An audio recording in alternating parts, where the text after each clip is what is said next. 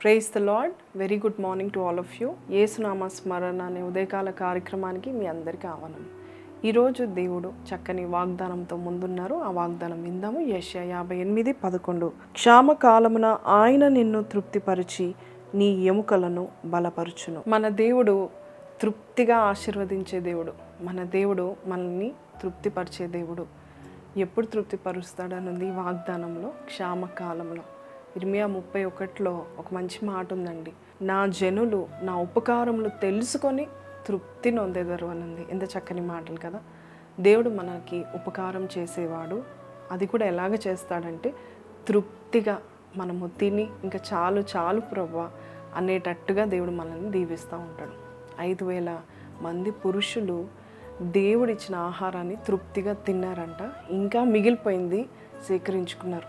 5,000 మంది పురుషులు కాక స్త్రీలు మనం ఇంకో 5,000 వేసుకుంటే 10,000 మంది, పిల్లలు 3,000 వేసుకున్న దాదాపు 12,000-13,000 మంది చక్కగా తృప్తిగా తిన్న తర్వాత కూడా 12 గంపలు మిగిలాయంట. కాబట్టి దేవుడు దీవిస్తే ఎప్పుడు కూడా మనము తృప్తిపరచబడతామని గుర్తుపెట్టుకోండి.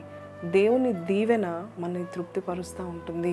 మీరు ఇక్కడ కొంచెం తినండి, ఇంటికి వెళ్ళినాక ఇంకొంచెం తినండి అని దేవుడు ఆ 5,000 మందికి చెప్పలేదు. తృప్తిగా భోజనం చేయమని చెప్పి మిగిలించేంత దీవెన ఇచ్చాడు. అలాగే నీ జీవితంలో కూడా ఈ రిసెషన్ టైంలో, ఈ క్షామ కాలంలో దేవుడు నిన్ను తృప్తిగా ఆశీర్వదిస్తున్నాడని ఈరోజు వాగ్దానం నీకు చెప్తా ఉంటున్నాడు.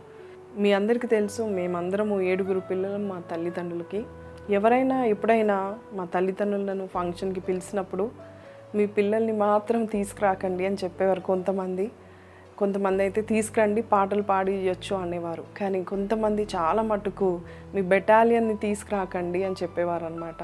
మీరు రండి, మీరు వచ్చి ప్రార్థన చేసి వెళ్ళండి, మీరిద్దరూ దైవజనులు కదా అని చెప్పేవారు.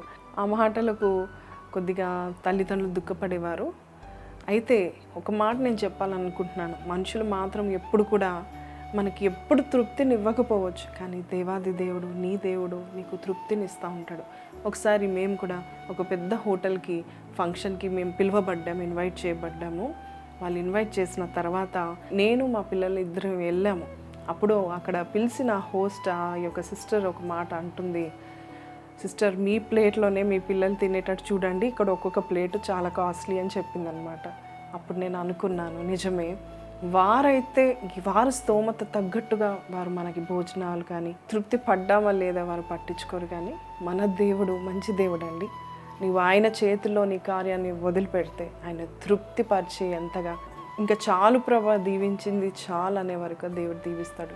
ఈ వాక్యం ఎవరికి అంటే దేవుని ఇష్టంగా ప్రేమించే వారికి, సరిగ్గా జీవించే వారికి దేవుడు ఇంత తృప్తిని ఇస్తూ ఉంటాడు. ఈ లోకంలోనే నీవు ఆ తృప్తిని పొందుకునవచ్చు. కాబట్టి ఈ వాగ్దానం విన్న మీరు, అయ్యో నా దేవుడు కొంచెం ఇచ్చాడులే సరిపోయిందిలే అనుకుంటున్నాడు అనుకోకండి. ఆయన ఇస్తూనే ఉంటాడు. నిన్ను తృప్తిపరచడానికి ఆయన ఇష్టపడుతున్నాడు. ఈ యొక్క మాటలు విన్న మీరు వాగ్దానాన్ని ఎత్తిపట్టుకుని ప్రార్థనలో ఏకీభవించండి. అడుగుదామా, ప్రభా, నాకు ఈ జీవితంలో తృప్తి లేదు నాయనా, నా జాబ్లో తృప్తి లేదు నాయనా, నా జీతము వల్ల నాకు తృప్తి లేదు, నాకు తృప్తిని అనుగ్రహించండి. ఈరోజు ఇచ్చిన వాగ్దానం ప్రకారము నాకు తృప్తిని అనుగ్రహించండి అని ప్రార్థన చేద్దాము. దేవాది దేవుడు నీ మొరను ఆలకించడానికి ఇష్టపడుతున్నాడు. పరిశుద్ధుడా, మహోన్నతుడగు తండ్రి, స్తుతులకు పాత్రుడా, తృప్తినిచ్చే తండ్రి, నీకు వందనాలు నాయనా. అవును ప్రభా, ఈ లోకంలోనూ పరలోకంలోనూ యు ఆర్ ఇనఫ్ లార్డ్. అయ్యా నాయన, నిజమే నాయన, మేము ఎక్కడున్నా ఏ స్థితిలో ఉన్నా కూడా నువ్వు తృప్తిని అనుగ్రహించే దేవుడవు నాయన. అయ్యా, నీ మేలు, నీ ఉపకారాలు ప్రభా మా ఎడల నువ్వు చూపిస్తూ మాకు తృప్తినిస్తున్నందుకు నీకు వందనాలు. మేము ఏ పాటి వారమునైనా ప్రభా మా కడుపు నింపడానికి ఇష్టపడుతున్న తండ్రి నీకు వందనాలు. ఈరోజు ఎందరైతే ప్రభా నా జీవితంలో తృప్తి లేదు నాయనా, ఇంకెంత కాలమునైనా ప్రభా ఈ సమస్యలో నేను ఇంతకాలము నేను ఉండాలి, నాకు తృప్తిని, నాకు సమృద్ధిని దయచేయండి అని ఎవరైతే ప్రార్థన చేస్తున్నారో నాయనా, వారిని 2 చేతులతో దీవించి ఆస్వాదిస్తావని నమ్మొచ్చు. నజరేయుడైన యేసు పరిశుద్ధ నామమున అడిగి వేడుకొంచున్నాము తండ్రి, ఆమేన్. ప్రైజ్ ది లార్డ్ అండి. చక్కటి వాగ్దానం మనం విన్నాం కదా. కాబట్టి ఈరోజు మన దేవుని చేతిలో నువ్వు ఉన్నట్లయితే, నువ్వు మంచి చేతుల్లో ఉన్నట్టే దేవుడు ఖచ్చితంగా నేను పోషిస్తాడు, తృప్తిపరుస్తాడు. ఆయన చేసే ఉపకారాలు నువ్వు చూస్తూ దేవుని గణపరచాల్సిందే. ఆమేన్.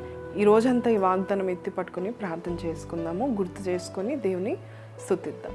ఈ యొక్క వాగ్దానం మీతో మాట్లాడితే why don't you take a minute of your time and share this video to all your friends and family. See you tomorrow. Take care. God bless you.